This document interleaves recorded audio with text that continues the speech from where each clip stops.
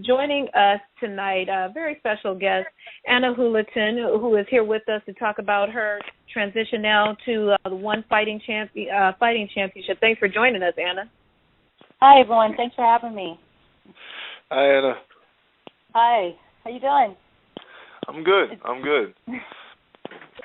So also joining us, Ana, is Ryan Bivens, of course, and Brandon Stubbs from Title Fight, and also MMA contributor for badculture.net. He also does MMA podcasts on Wednesday night, so they'll jump in and we'll talk about your recent endeavors and all of those great things that you have going now with your career. Okay, sounds great. All right, so May 2nd, you're going to be fighting in the Philippines. I believe 20,000 people are expected to watch this? Correct, yeah. It'll be televised on about 1 billion TV sets out there in Asia, so it's a pretty exciting event. Yeah, this is your MMA debut. You're fighting somebody that's 1-3. It's not too much experience in MMA, but she also has a kickboxing background. Yeah, right. I believe she's like a champion over in the Middle East. And she's 10 years younger than you. Does that concern you at all? Oh, no, not at all. I mean, my background is with women's boxing, and I'll tell you what, about women fighters, they're highly competitive, so it doesn't necessarily matter what their record is. Everyone's pretty much game, especially when it comes to me. What I bring to the table is obviously a stage that a lot of people would like to take over from me. So, I feel like this is going to be a tough fight. Nevertheless, I mean, 1-3, 4-0. It doesn't matter. She has more MMA experience than I do in this point. So, I'm looking for someone who's going to be coming right after me. So now, as you made your I'm sorry. Go ahead, Ryan. Okay. As a boxer, you're former super bantamweight world champion.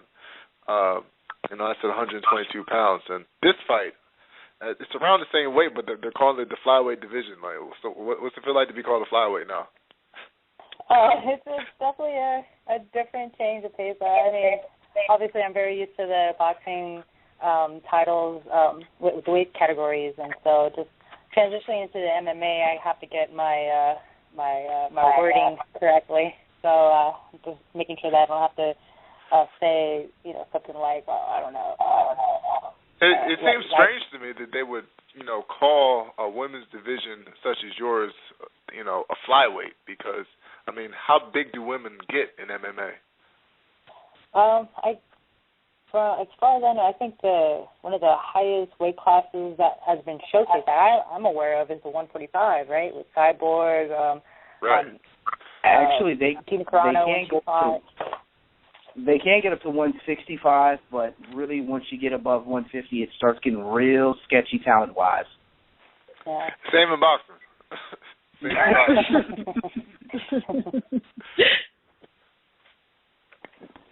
So, you're already very mentally tough in your conditioning and training as a pure boxer.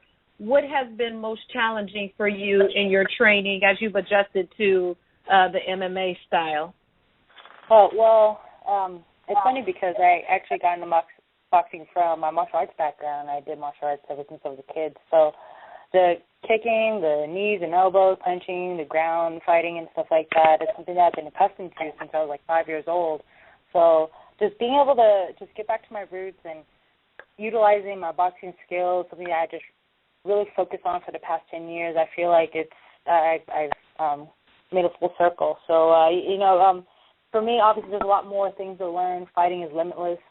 And I'm just lucky to have a lot of really serious people who are in my team, and they're showing me certain things, certain key points. And, I'm just learning as I go. And, when the fight comes, what's going to happen, what's going to come out is your reactions naturally. So, I'm looking forward to it. So, Ana, my question is, why the transition to MMA now? I know I talked with you maybe about a year and a half ago, and it was something that, you knew it was an option, possibly, but it wasn't anything you were like real hardcore and real, 100% on. Why make that move, and why the opportunity with ONE FC now? It's funny, Ryan, because before I won my first world title, I was cross-training with martial arts, boxing, and I was starting to get into jiu-jitsu because it just intrigued me. And so I was training, and I ended up getting this opportunity to fight Kelsey Jeffries at her hometown. And, right then, I'm like, let's do this. I only had 4 wins at the time, and ever since I won that fight, it just completely changed my life, and I just focused on boxing. So a few years later, here I am. I got to talk with the CEO of 1FC, Victor Cooley, and he's been very respectful and very professional about my career and me as a fighter and everything. Something I appreciate as a woman in the fight industry. And he offered me this deal that I just thought was just amazing. The viewership, the exposure. I mean, obviously that's the dream for any fighter, is just to fight on the biggest stage. And I feel like I'm able to do that with 1FC. And it's don't get me wrong, it's a tough sport. They follow authentic rules. So for those of you, Brandon, you remember Pride Fighting? It's really intense. So for me, as a fighter all around, I feel like this is the ultimate test. So I don't want to leave the combat sports with regret. So I might as well shoot it while I have the opportunity. Now, with this deal with 1FC, is this just a one-fight deal, or is this something that's going to be ongoing? I know you're going to have a boxing match here towards the end of May.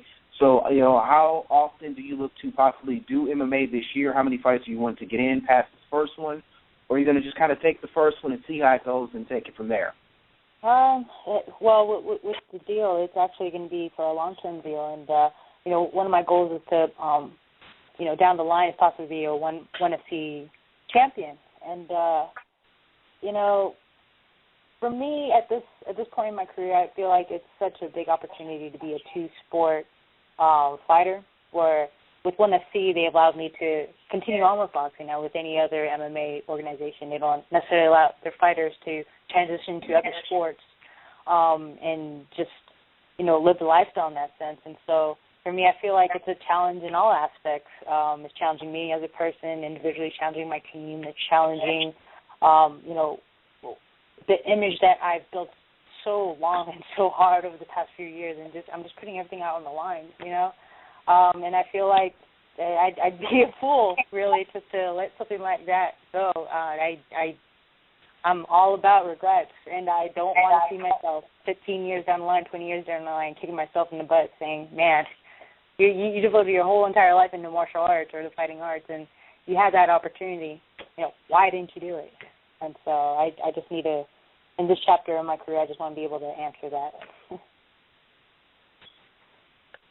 Now, you said you have a team around you that's helping you train, MMA. Who have you actually been working with training-wise as far as this transition into MMA, and where have you been training out of to kind of polish up on those takedown and ground skills? Like I mentioned earlier, I did a little bit of jiu-jitsu back in 2009. I was training with Jason Manley, who at the time was training at one of the gyms that was close to my martial arts school in the Bay Area, and I got to reunite with him not too long ago, and we were working a little bit of the ground game with that. Another person from the team is Chris Ben, who's also the guy who started out with Gina Carano when she started her professional MMA debuts or career. And so he actually had been working with her a couple of days ago, not too long ago. So, with that and, just being able to work with other fighters from different backgrounds and just kind of integrate it with the boxing, I feel like it's like a martial arts academy, you know what I mean? So I've been working steadily with that, and obviously, Angelo Reyes, who's not only my boxing coach, but he's also my teacher from the martial arts, and he's also a big part of the team. So, just being able to put all that together, it's been a hell of a run for the most part of this year. But I feel like it's been working great. When you train for MMA, do you split days in between the disciplines you do? Like you'll have like a boxing day and a wrestling day, stuff like that. So far for me, I've been doing try to hit all aspects of the fighting arts in one day. You know, so one day we'll do, you know, boxing technique, and the same day we'll, like, you know, grapple spar. And then later on we'll do straight up Muay Thai, you know what I mean?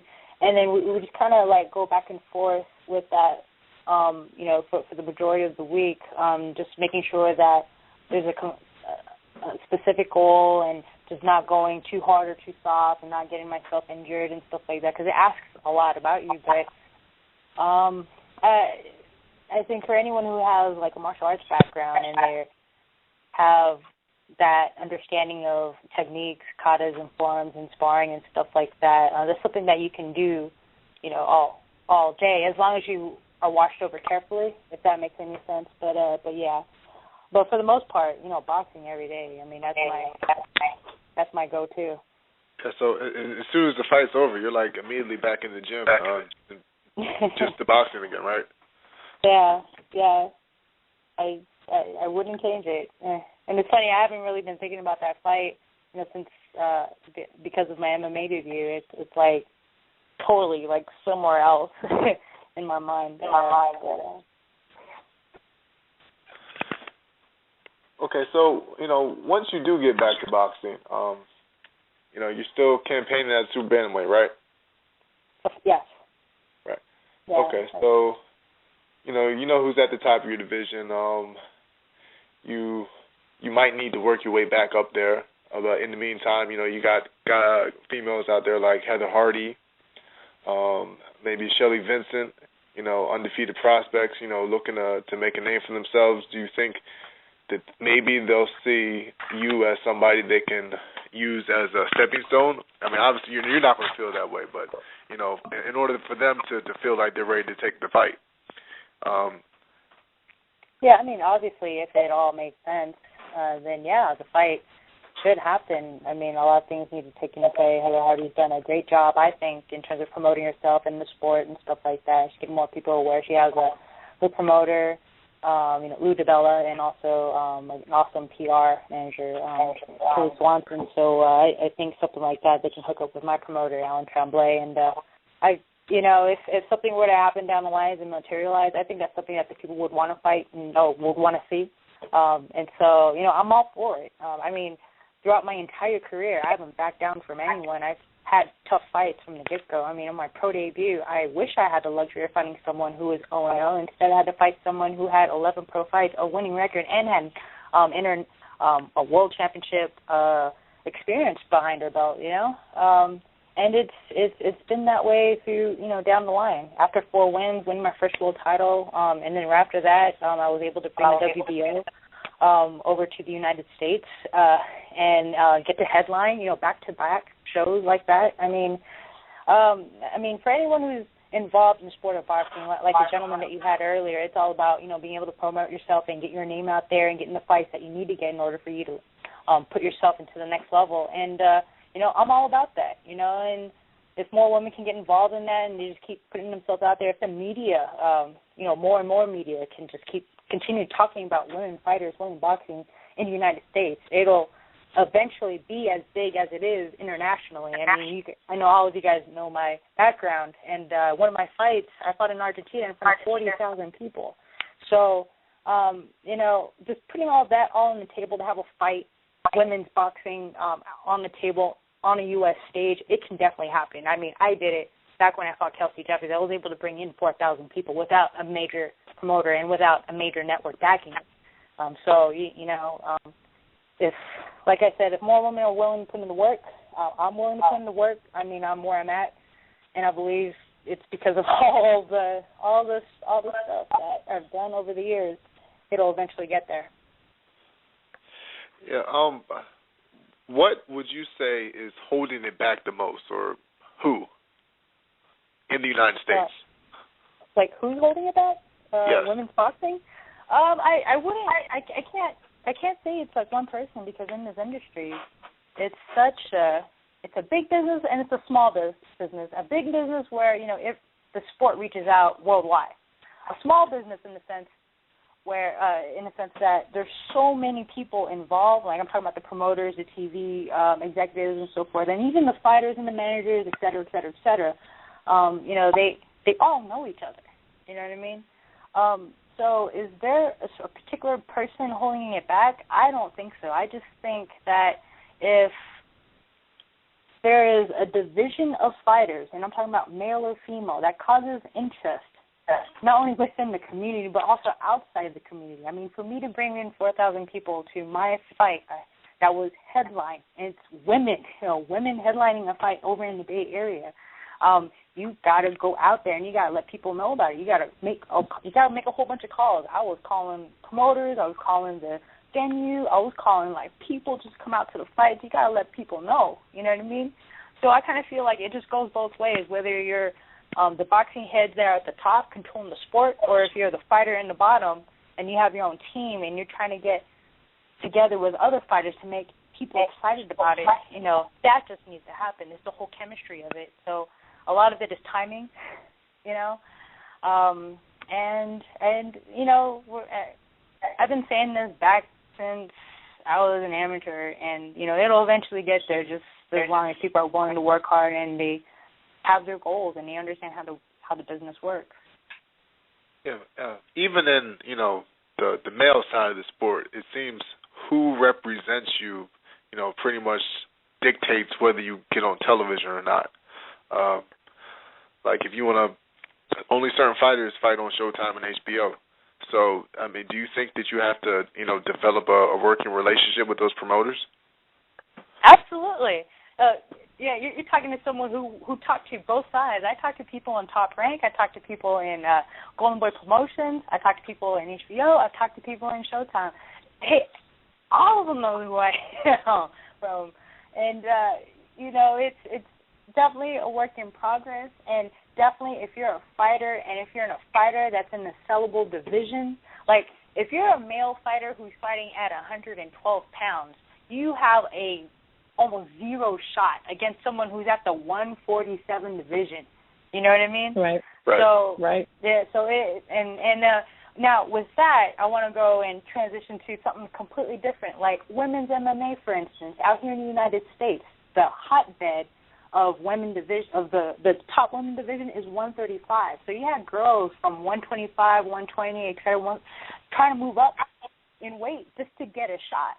You know what I mean? So it's not necessarily the individual, but rather the most marketable division, male or female. So, you know, I've had a relationship with just about like everyone, most of the people in the game. I mean, it's very professional, very cordial, just making sure I get my name out there.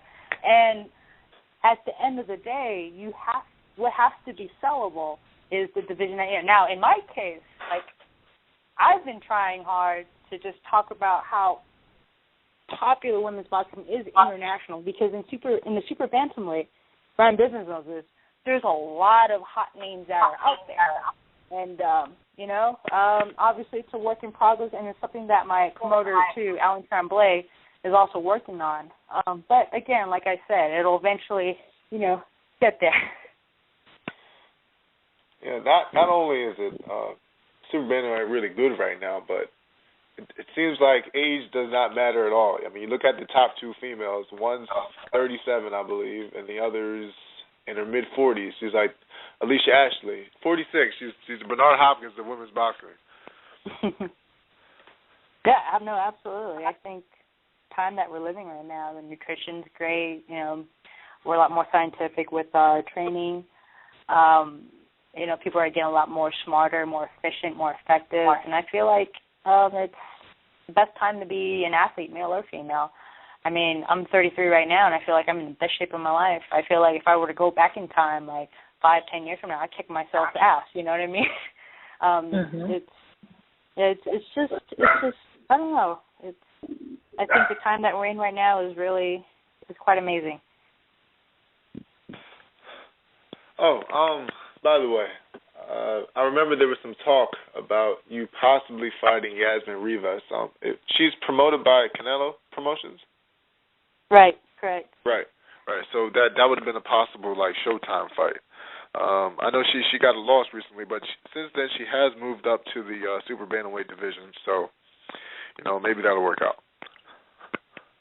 I'm hoping for the best. I would love to have that work out. I think everyone would like to watch something like that. I get excited over fights like that. For me, it really doesn't matter. Like, a fight's a fight.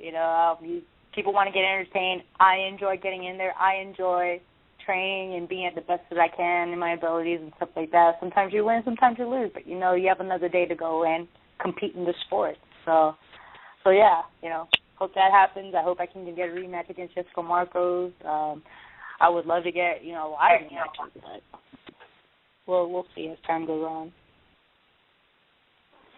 Absolutely. All right, well, keep your mind focused on MMA right now, because I don't know how. I mean, I know it's bad if you lose in MMA for your MMA career, but I don't know how much of an impact it's going to have on your boxing career. But I just hope you win. Oh, I appreciate it. I mean, I feel like my market's over in Asia, and I feel like being able to have the stage of having 1 billion television sets watching if I'm the opening bout for this fight, I think makes a huge difference.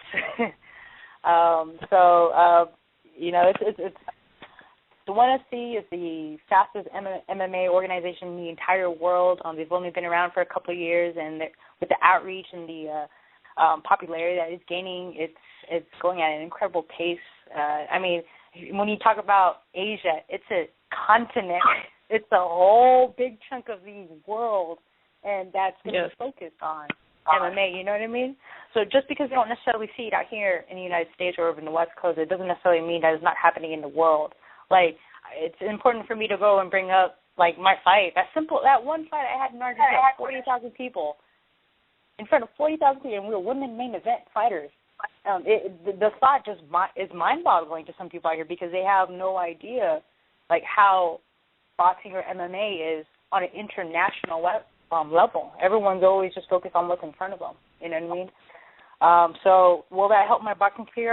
I think so. I think if anyone wants to fight me, I'm always going to be tagged with ONE FC, which is going to have that 1 billion viewership. And I just feel like, I don't know, maybe I just see it differently, but I just think that's just an awesome opportunity for advertisers and for TV networks just to even be branded with someone like myself or anyone else that I fight in boxing. It's a huge stage. And well deserved. You have worked hard for it. No, I appreciate that, especially I coming heard from a lady. you're featured on the latest edition of Oprah Magazine. Yeah, big shout out to Michael Woods from Sweet Science for helping me out with that. So it's I'm one of the contributors for this month of May for the Oprah Magazine, and check it out. Any spoilers?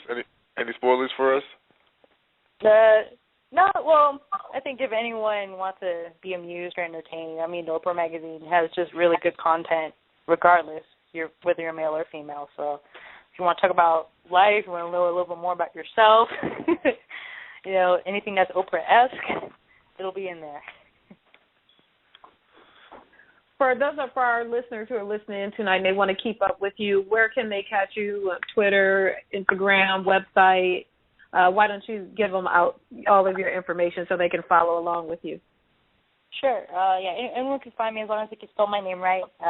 And thanks for saying my last name correctly. I get it mispronounced so many times. But it's Ana Julaton. You can find me on Instagram, Twitter, Facebook. If you go AnaJulaton.com, you'll be able to access all my social media stuff there. Again, that's Ana Julaton. Excellent. Well, we will definitely be watching and rooting for you along. I wish you much luck in your debut and continued success in your boxing career. And then maybe you can come back with us at the conclusion and we'll talk about your victory. Awesome. Well, thank you so much for having me. I appreciate the time. No problem. Thanks for calling in.